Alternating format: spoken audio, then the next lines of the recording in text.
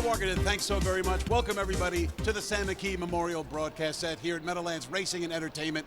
My special guest in the Sulky tonight is the four-time defending Dan Patch Driver of the Year, Dexter Dunn. Dex, thanks so much for joining us tonight. Oh, pleasure. Thanks for having me, Dave. You know, last week, we were all together in Florida when you got your award and Bulldog got his award, and we'll get to more of that stuff in a second. But it really is kind of nice to just kind of socialize because, guys like me were up here, guys like you were in the back, some of the owners were there. It's just nice for everybody, all the facets of harness racing, to get together and have a good time. Yeah, it definitely is. It's hard to, like you say, everyone get together during racing season because we're all going different directions. So, yeah, it was a great night down there in Florida, Dave, and like you say, great to catch up with owners and you guys alike. No, it really is a lot of fun, but, what I want to ask you, Dex, is, you show up for work every night, and when you get to the driver's room, there's T-Trick there, there's Gingras there, there's the two McCarthys there, Dave Miller is there, and yet you've emerged as the four-time defending Dan Patch award-winning Driver of the Year. I mean, it's just a remarkable accomplishment. How do you account for your success coming so quickly? You've only been driving here 4 full years.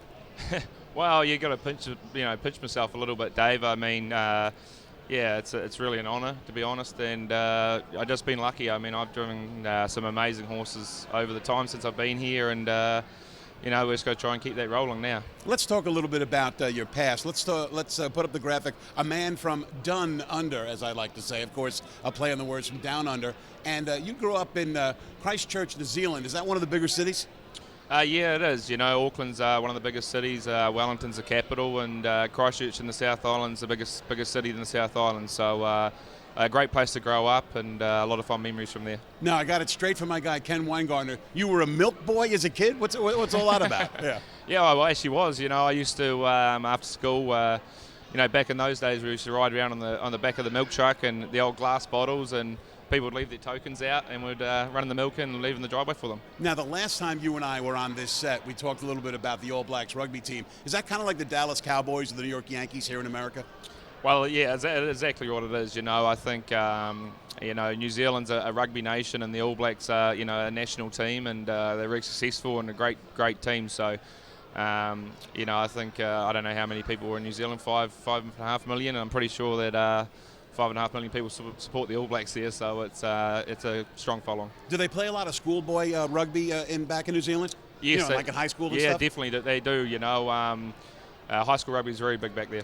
All right, so now we know a little bit about your background. We have some questions from Twitter based on, obviously, your great career and great 2022. From the Balker, how does Dexter come up with a game plan when he's driving a horse for the first time?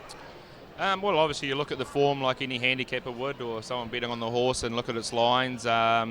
Each trainer's different, so you'll get some words from them and really go from there. Once you get on the track, obviously post-braiding, you get a feel for the horse, and you just sort of go with it really. So as long as you do your form, Dave, and get your word from the trainer, and it's really, once you're out there, you just got to go by feel. Do you ever find yourself when the gate springs open that, what the trainer told me to do, that's really not in our best interest tonight? Yeah, definitely. I think you never go into a race with one game plan, because I think that's, formula for failure.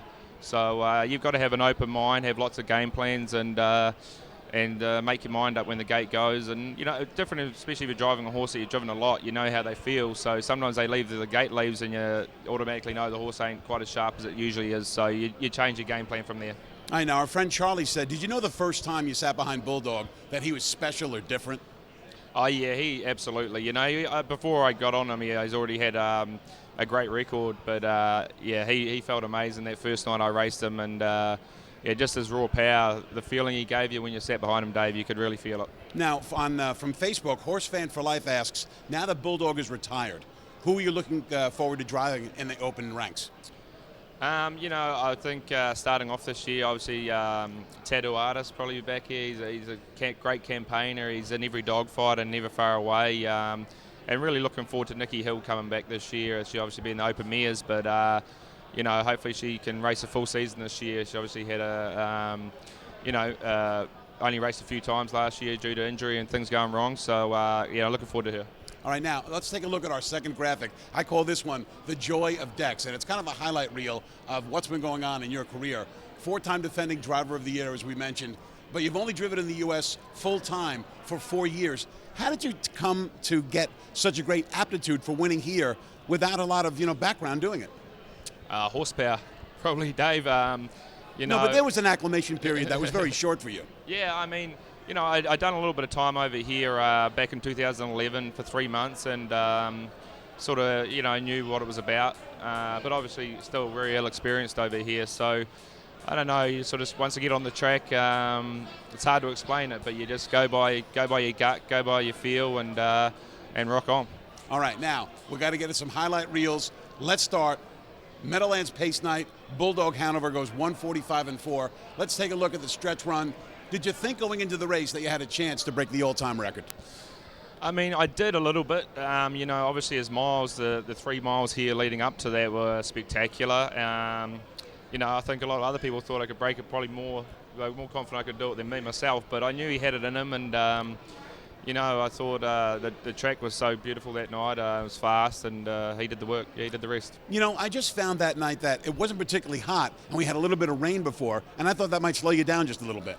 Yeah, I mean, it was only really light. Somebody actually told me that Brett Pelling must have been standing in the paddock and said there must have been a record a number of years ago that got broken, and it was the same sort of thing, a little bit of rain come across the track just before the race, and I thought that was quite weird, but it didn't affect him that night obviously at all.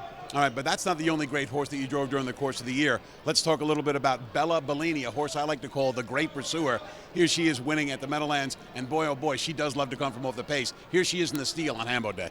Yeah, she's such an amazing mare, Dave. I think she's shown and proved it time and time again. Just her finishing burst, doesn't matter how fast they go. I mean, today, in that day, they went 26, 53 and 3 and 121, and she just couldn't have done it any better. And she, beating great mares like Atlanta and When Doves Cry. So, she's just an amazing mare and just so fast. Now you spoke earlier about Nikki Hill. She's going to come back this year, and boy, are we looking forward to it. It would be great to see her get more than 7 starts. Now, last year you didn't win every race, but Nikki Hill certainly did look good right here racing in the TVG Mares, second best to Grace Hill.